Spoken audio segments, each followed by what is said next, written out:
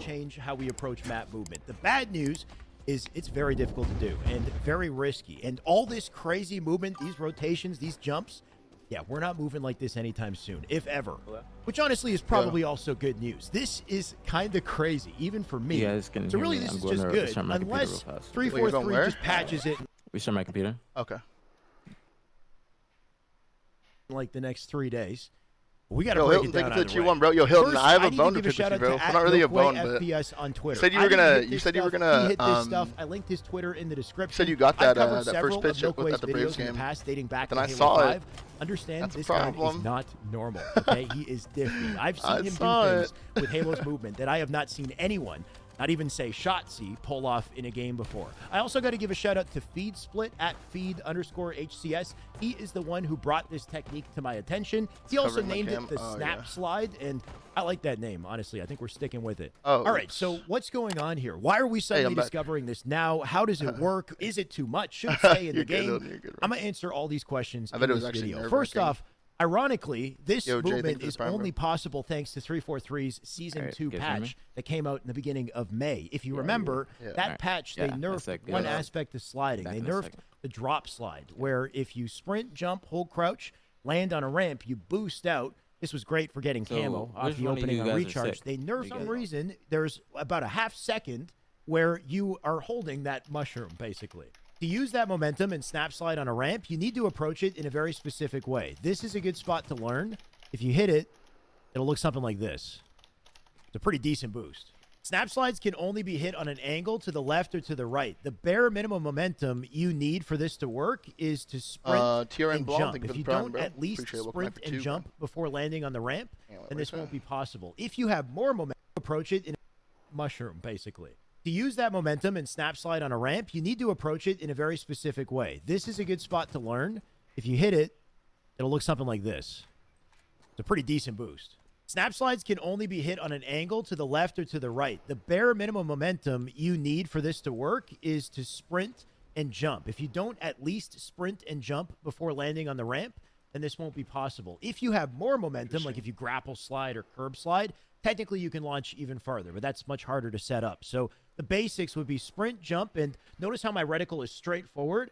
That's very important for the setup. I keep my reticle forward until basically the moment my feet collide with the surface, and then once I hit the floor, this is where the snap comes in. I need to basically combine both of my control sticks. I look to the right at about a 90 degree, and my left stick shifts from about 12 to about 2 o'clock, if it's like a clock hand, and they move in unison, and then I hit the crouch button slightly after that turning begins. I've got like a fraction of a second window to hit crouch. So it's not the instant that I hit the ramp. It's shortly after I turn and then crouch and jump to slide out. That timing of my look, the timing of the slide, all of this goes into the launch. And if you don't do it all perfectly, you're not going to get the result. This looks a little hard, but the more I'm paying attention, the more it sounds kind of actually. So you just jump. You have to sprint, jump, and then right when you hit the ground, you just turn, and then that's the snap. The snap part is the turn.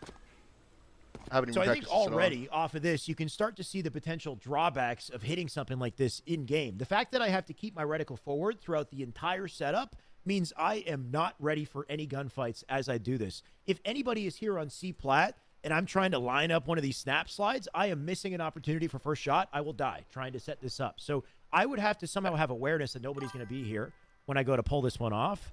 And then you've got the execution and the timing that goes into this snap. A slight mistake here with my crouch timing or my turn timing. If I start turning before I hit the ramp, I'm going to get a normal or a dead slide.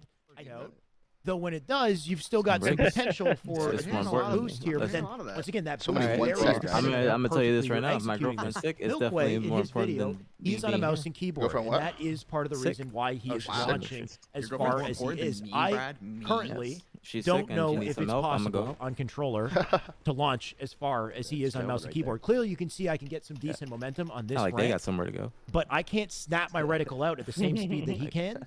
And that speed is important for getting a big launch.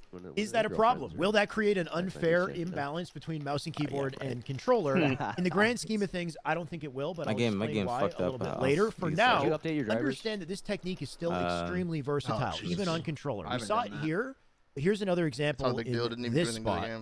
to cross myself to this doorway, right? It's not about the you driver, can use it like going up and going down ramps as long as you're angling yourself out to the left or the right. This is a very specific setup. What I'm doing is sprinting and jumping and landing on this corner of the stairs, which gives me a little window, an angle to cut myself across the gap. I tell people when they ask me, the moment I land, I turn, slide, jump, and depending on the timing of the turn of the slide, I'm going to get the different result here. And there we go. I got a pretty decent boost here. It's varying results, of course, depending on your execution, on the angle of it. This is not easy to do. I've practiced this for many hours in the last